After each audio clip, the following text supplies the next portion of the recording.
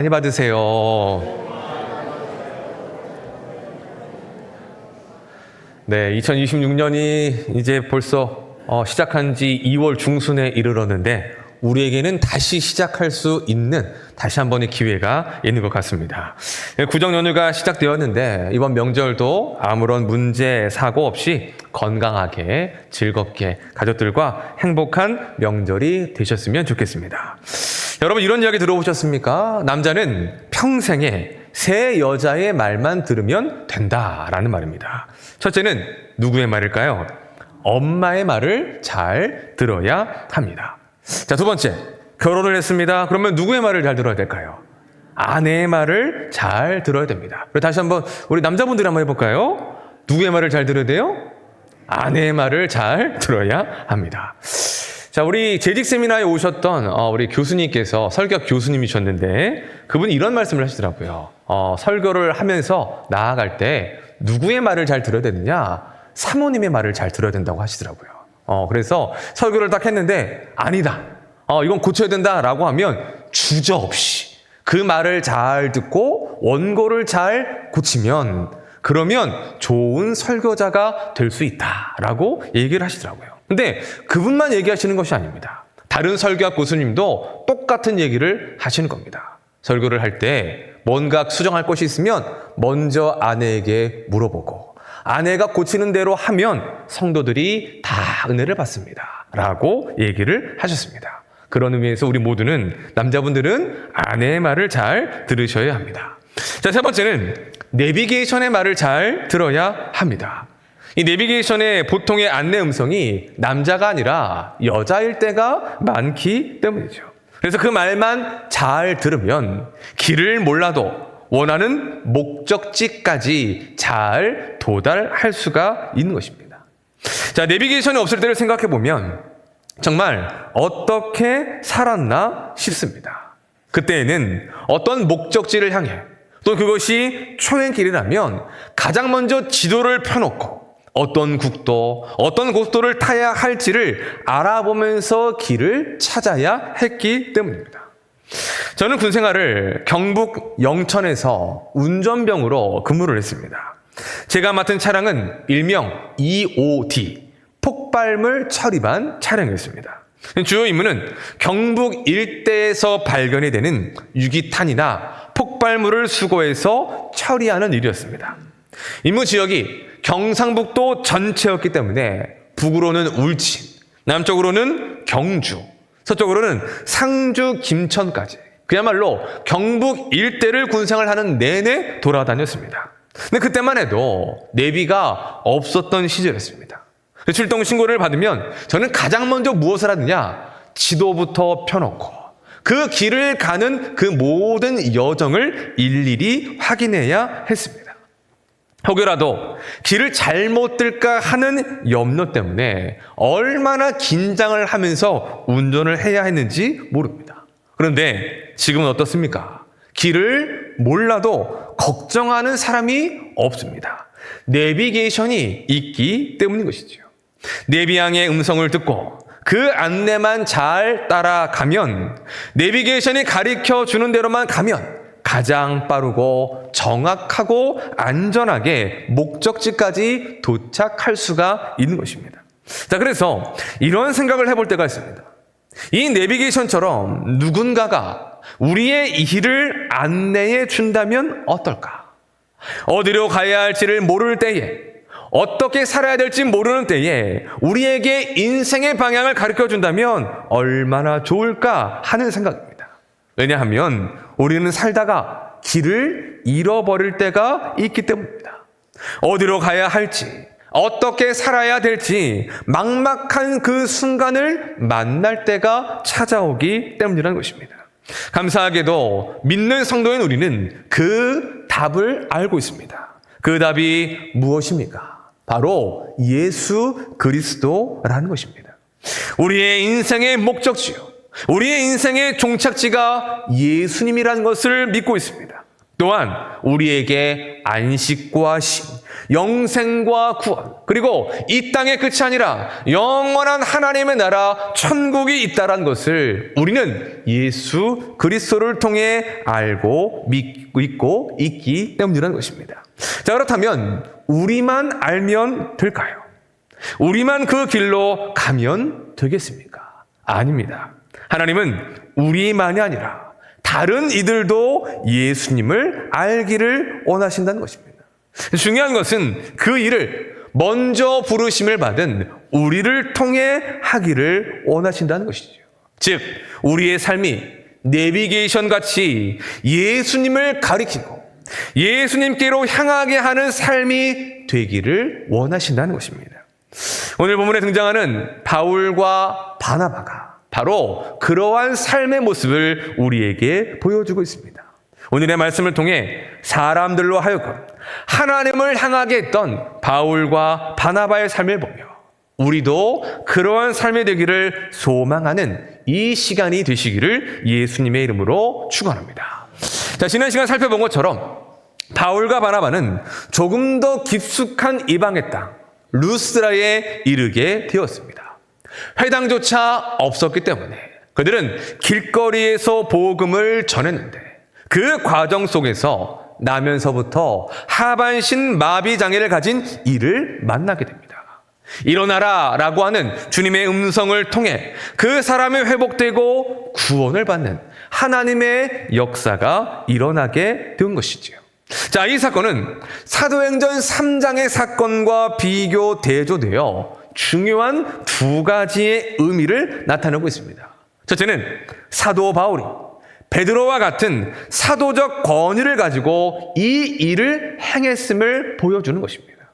사도 바울도 베드로와 같이 예수님께로부터 부름을 받고 택함 받은 사도라는 사실을 보여주는 사건이라는 것입니다. 두 번째는 사도행전 3장의 사건은 예루살렘 한복판에서 하나님의 통치가 임하여지는 일들을 보여주었다며 이 14장의 사건은 유대의 땅만 아니라 이방의 땅에서도 복음의 선포됨을 통하여 하나님의 통치가 임할 수 있다는 것을 보여주고 있다는 것입니다.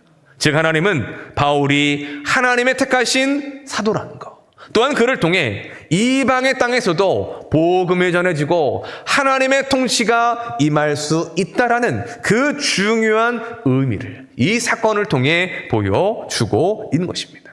그런 하나님의 역사가 일어났을 때에 이 루스드라에는 큰 소동이 일어나게 됩니다. 우리 11절, 12절 말씀을 함께 보겠습니다. 시작.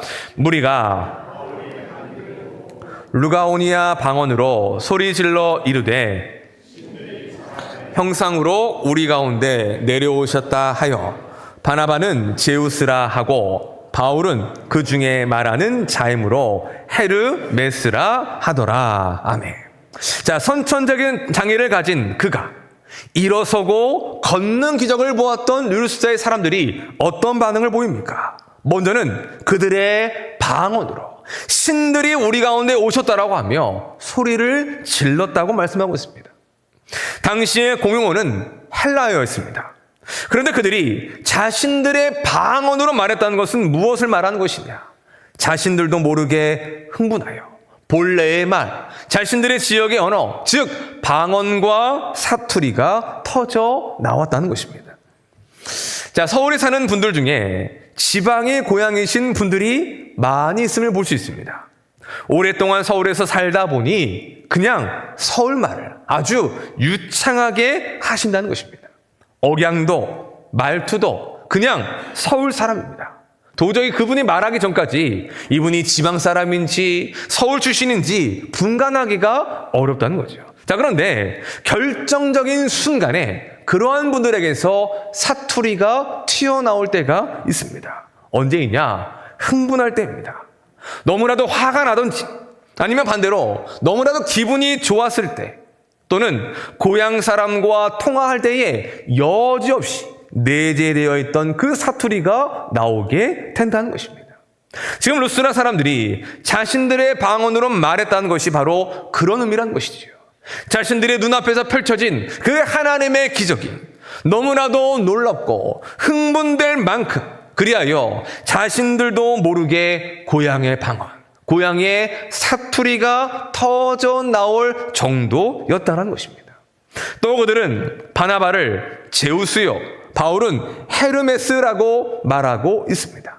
그들이 바로 인간의 모습을 입고 이 땅에 내려온 신이라고 보고 있다는 것입니다. 어찌되었건 루스드라의 사람들은 바울과 바나바를 제우스와 헤르메스라고 생각하며 신전의 제사장들까지 불러서 그 앞에 제사를 드리려 하고 있었던 것입니다.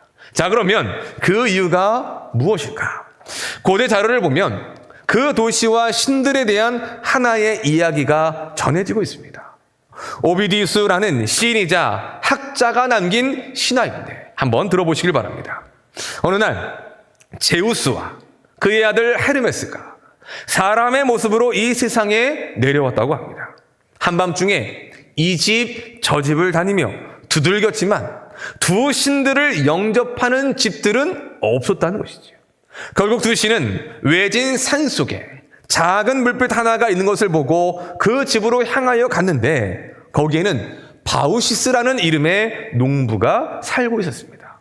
그 농부는 두 신을 영접하여 최선을 다해 식사와 잠자리를 제공해 주었다는 것입니다. 다시금 신들의 세계로 돌아온 제우스가 헤르메스를 불러서 이런 말을 합니다. 아들아, 이번에 인간 땅에 내려가 보니까 인간들 참 못되고 각박하더라. 인간들 혼 좀 나야 하지 않겠느냐. 그랬더니 헤르메스도 맞장구를 치며 이렇게 말합니다. 그럼 아버지, 홍수로 그 모든 악한 이들을 쓸어 버리시지요. 그리고 자신들을 영접해준 바우시스를 제외하고 그에게는 큰 재물과 복을 주고는 나머지 사람들, 자신들을 영접하지 않았던 모든 사람들은 홍수의 심판을 받아 죽게 되었다는 것입니다. 바로 이와 같은 이야기와 신화가 그때 당시에 많은 사람들에게 알려져 있었다는 것입니다. 루스드라의 사람들, 그들 모두도 알고 있었던 이야기라는 것이죠. 자, 그런데 바울과 바나바, 보지 못했던 이방인들이 나타나서는 갑자기 병자를 일으키는 기적을 행하는 것이 아니겠습니까? 그래서 그들 입장에서는 어떠한 모습으로 보이는 것입니까? 다시 한번 사람의 모습으로 입고 이 땅에 온 제우스와 헤르메스라고 오해를 하게 된 것입니다. 그래서 그와 같은 심판이 아니라 이제는 복을 받기 위하여 그들은 헐레벌떡 부랴부랴 그들 앞에 제사까지 지내려 한 것입니다. 자, 중요한 것은 이러한 일들에 대한 바울과 바나바의 반응입니다. 우리 이어서 14절과 15절 말씀을 보겠습니다. 시작. 두 사도 바나바와 바울이 듣고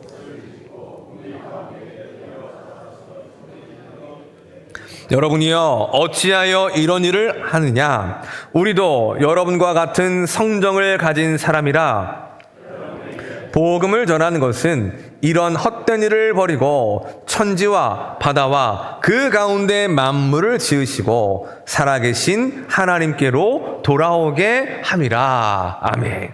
두 사람은 먼저 옷을 찢습니다.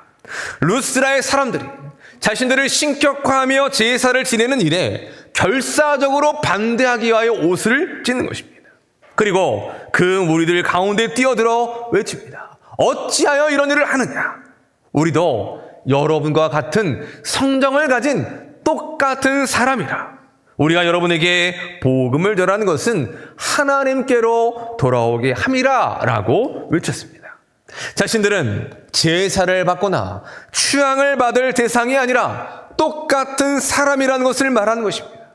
또 자신들은 하나님을 모르는 이들에게 하나님을 가리키고 하나님께로 인도해야 하는 그러한 존재에 불과하다라는 것을 가르쳐 주고 있다는 것이죠.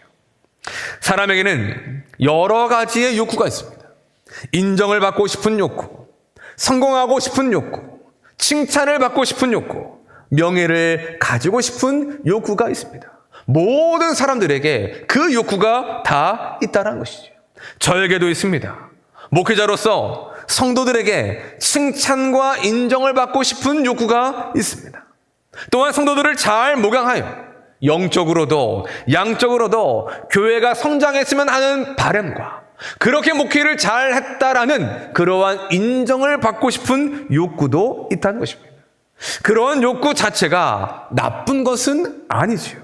하지만 그러한 욕구가 문제가 될 때가 있다는 것입니다.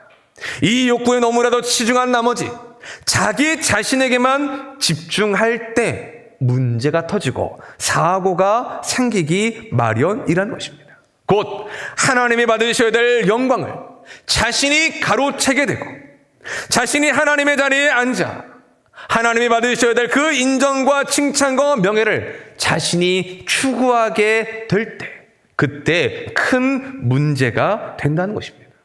그것을 잘 보여주는 것이 바로 이단들입니다.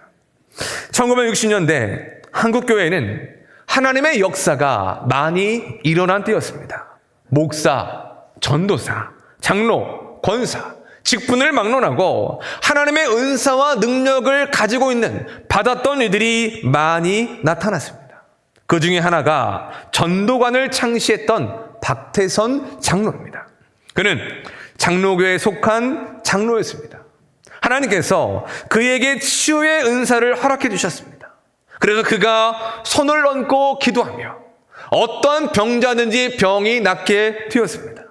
또 어떤 증언에 의하면 그가 사용했던 손수건만 만지고 손수건만 얹어도 병이 낫게 되는 역사가 일어날 정도였다고 합니다. 그러니 얼마나 많은 사람들의 추앙을 받았겠습니까? 얼마나 많은 사람들의 명예와 얼마나 많은 사람들의 인정과 칭찬을 받았겠습니까? 그것에 심취하여 빠져들게 되었고 그는 결국 자신이 하나님이 되어 버리게 됩니다. 전도관이라는 단체를 만들고 신앙촌이라는 이름의 기업 공동체를 만들었습니다. 제가 어릴 적만 해도 신앙촌은 정말로 잘 나가는 기업 가운데 하나였습니다. 간장, 고추장, 과자 같은 식품부터 시작하여 옷까지 다양한 다양한 물건들을 팔고 있었습니다. 그런데 아십니까? 그 모든 물건들은 신도들에게 강매를 하고 팔아오게 하여 그 모든 이득은 결국은 박태선이라는 사람 한 사람에게 돌아갔다는 것입니다. 제가 잘 아는 이유가 있습니다. 저희 외할머니가 바로 이 신앙촌에 빠져 계셨기 때문입니다. 어느 날 집을 나가셨어요. 박태선이 하나님이라고 주장하며 집을 떠나 신앙촌에 거하셨다는 것입니다. 그리고 저희 집에 한두 달에 한 번씩 오셨는데 그때마다 먹을 것부터 시작하여 옷까지 바리바리 싸갖고 오셨습니다. 저는 할머니가 오시는 날이 기다려졌습니다. 왜냐? 온갖 물건들과 과자들까지 할머니가 가져오셨기 때문이죠. 저는 그게 할머니께서 손주들에게 주시는 선물인 줄 알았습니다. 딸 집에 오는 선물인 줄 알았습니다. 근데 나중에 알고 보니까 딸 집에 선물로 가져오신 것이 아니라 팔러 오신 것이었습니다. 나중에 다 돈을 받아 가셨다는 것이지요. 박태선은 자신이 하늘 아버지라며 나중에는 천부교로 이름을 바꾸었고 계속해서 신도들을 속이고 착취를 하는 행위를 하고 있습니다. 아직도 그 이단이 남아 있다는 것이죠. 여러분, 놀라운 치유의 은사까지 받았던 박태선 장로가 왜 이단이 되어 버렸습니까? 그것은 하나님께서 주신 그 은사에 맞는 그 목적과 취지를 따라 그가 살지 않았기 때문입니다. 하나님을 향하게 하고 하나님을 드러내라고 하나님께서 그런 은사를 주셨는데 그 모든 것들을 통하여 사람들의 인정과 열광과 명예를 하나님이 아닌 자신이 취했다라는 것입니다. 자기 자신이 하나님을 가리키고 하나님을 향하게 하는 존재라는 것을 망각했을 때에 그는 어느 순간 스스로 하나님이 되어 하나님의 자리에까지 앉게 되었다라는 것입니다. 그러한 관점에서 보면 지금 바울과 바나바가 처한 상황은 그들에게 매우 큰 위기의 상황일 것입니다. 수많은 사람들의 열광과 인정과 지지와 추앙을 받고 있기 때문이라는 것이죠. 이건 어떠한 한 사람의 문제가 아닙니다. 모두가 그럴 수 있다는 것이지요. 겸손한 사람이었다 할지라도 어느 순간에 사람들의 수많은 열광과 지지를 받는 순간에 내가 무엇이라도 된 것인 양 착각하게 되고 하나님의 자리에 이르게 되는 그러한 죄와 악을 얼마든지 행할 수 있는 존재가 바로 연약한 우리의 모습이라는 것입니다. 자, 그런데 바울과 바나바는 그러한 상황에서 어떻게 하고 있습니까? 옷을 찢고 소리를 지르며 그 사람들을 막고 있습니다. 그리고는 외칩니다. 우리는 복음을 전하는 사람에 불과하다. 당신들에게 살아계신 하나님께로 돌아오고 안내하는 그 사명을 가진 존재에 불과하다. 우리가 아니라 하나님을 보아야 한다라며 그 순간에도 그 모든 사람들의 관심을 오직 하나님께로 향하고 하나님께로 안내하고 있었다는 것입니다. 이것이 무엇을 보여주는 것일까요? 바로 구원받은 성도된 우리의 삶이 되어야 된다는 것이고 바로 그것이 우리의 사명이라는 것을 가르쳐 주고 있는 것입니다.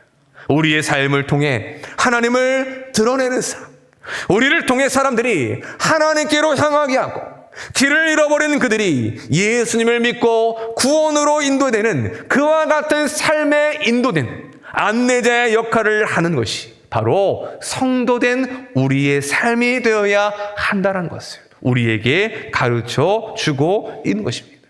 자, 그렇다면 하나님께로 향하게 하고 하나님께로 인도하는 삶을 위해서는 무엇이 필요할까요? 그게 두 가지로 말씀드릴 수 있습니다. 첫째, 하나님만을 자랑하는 삶입니다. 우리 예레미야 9장 말씀을 함께 읽겠습니다. 시작. 여호와께서 말씀하시되 지혜로운 자는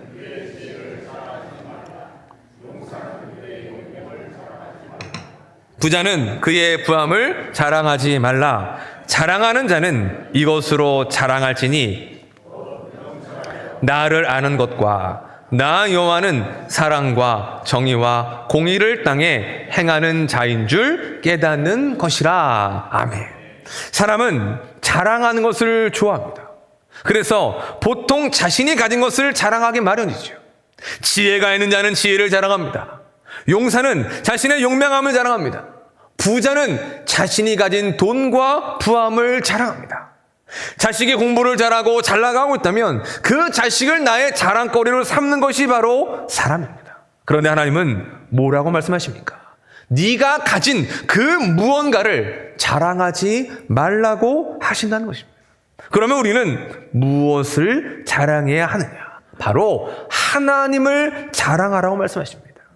우리의 주인이신 하나님, 우리를 구원하신 하나님, 아무것도 없이 이 땅에 태어났지만 우리에게 수많은 것들을 갖게 하시고 은혜와 복을 허락하여 주신 그 하나님, 지금의 나를 만드신 그 하나님을 자랑할 수 있어야 한다는 것입니다. 내가 아닌, 내가 가진 것이 아닌 그 모든 것들을 허락하여 주신 하나님을 자랑하는 것, 바로 그것이 우리의 간증이 되어야 되는 것이고 그 자랑하는 삶을 통하여 하나님께로 많은 사람들을 인도하며 향하게 할 수가 있게 된다는 것입니다. 두 번째는 내 빛이 아니라 예수님의 빛을 비추는 삶입니다. 우리 마태복음 5장 말씀을 보겠습니다. 시작. 너희는 세상의 빛이라. 산 위에 있는 동네가 사람이 등불을 켜서 말 아래에 두지 아니하고 등경 위에 두나니 이러므로 집안 모든 사람에게 비치느니라. 이같이 너희 빛이 사람 앞에 비치게 하여 그들로 너희 착한 행실을 보고 아버지께 영광을 돌리게 하라. 아멘. 예수님이 우리를 세상의 빛이라고 말씀하십니다.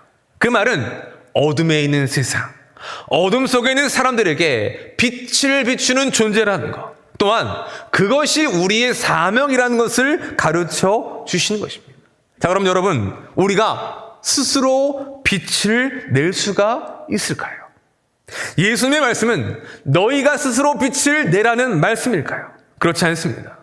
여기서 중요한 것은 참 빛이 되시는 예수님만이 발광체가 되신다는 것이고 우리는 그 예수님의 빛을 비추는 반사체가 되어야 한다는 것입니다.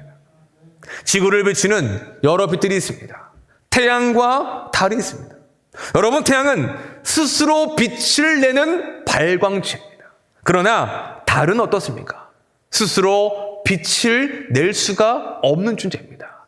태양의 빛을 반사하여 한밤중에 이 지구상에 그 빛을 비추는 존재가 바로 반사체인 달이라는 것입니다. 우리의 삶이, 우리의 빛이 그와 같아야 한다는 것입니다. 내 빛을 비추고 내 삶을 드러내는 것이 아니라 우리의 구주이신 참빛 되시는 예수님의 빛이 우리의 삶을 통하여 반사하여 그 빛을 비추는 것이 바로 성도된 우리의 삶이 되어야 한다는 것이죠. 그래서 그런 삶을 살아가는 이들은 착한 삶을 통해 누구에게 영광을 돌리게 되느냐? 하나님께로 영광을 돌리게 된다는 것입니다. 내 착한 삶이 내 인정이 되고 내 칭찬이 되는 것이 아닙니다. 왜냐? 우리는 그저 예수님의 빛을 비추는 반사체에 불과하기 때문이라는 것입니다.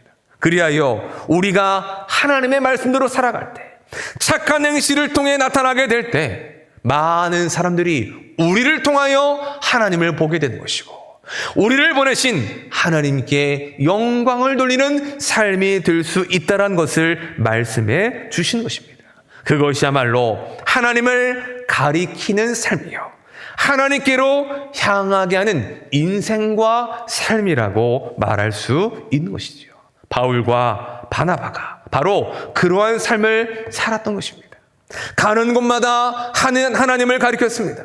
수많은 사람들이 모여들 때마다 자신을 자랑하고 사람들의 칭찬과 인정을 받는 그러한 자리를 포기하지 그 모든 영광을 하나님께로 향하게 하는 삶을 살았다는 것입니다. 그것이 바로 우리의 삶이 되어야 한다는 것을 오늘의 말씀이 우리에게 가르쳐 주고 있는 것입니다. 사랑하는 여러분, 오늘의 말씀을 통해 우리의 삶을 돌아보았으면 좋겠습니다. 과연 우리는 어떠한 순간에도 하나님을 가리키고 하나님을 향하도록 하는 삶을 살아가고 있습니까? 하나님을 자랑하며 살고 있습니까? 아니면 내게 있는 그 무언가를 자랑하며 살고 있습니까? 이 세상 가운데에 참빛 되시는 예수님의 빛을 비추는 삶을 살고 있습니까? 내가 반짝반짝 빛나고 내가 드러나여 내 빛을 비추려는 삶을 살아가고 있는지 우리의 삶을 돌아보았으면 좋겠습니다. 바라기는 우리 모두가 우리의 삶을 통해 하나님을 가리키는 삶이요, 많은 사람들을 하나님께로 향하게 하는 인생이 되시기를 예수님의 이름으로 축원합니다. 사람들의 칭찬과 인정을 받고 부각되는 그 순간에도 자만하여 교만하여 하나님의 자리에 오르는 그러한 교만한 자들이 아니라 오직 하나님만을 자랑하여 모든 영광을 하나님께 돌릴 수 있는 복된 성도들이 되시기를 예수님의 이름으로 축원합니다. 말씀을 정리하겠습니다. 설 연휴가 시작이 되었습니다. 오랜만에 가족들이 모이는 귀한 명절이지만 또 이런저런 다툼과 시기와 질투로 인하여 마음 상하는 일들이 생기는 날이 또 명절이기도 합니다. 왜 그럴까요? 저는 이렇게 생각합니다. 서로가 자기 자랑만 일삼기 때문이라는 것입니다. 그런 의미에서는 이번 설 명절이 가족들과 함께 하나님의 은혜를 나누며 서로가 하나님을 가리키고 서로가 하나님께로 향하는 명절이 되었으면 좋겠습니다.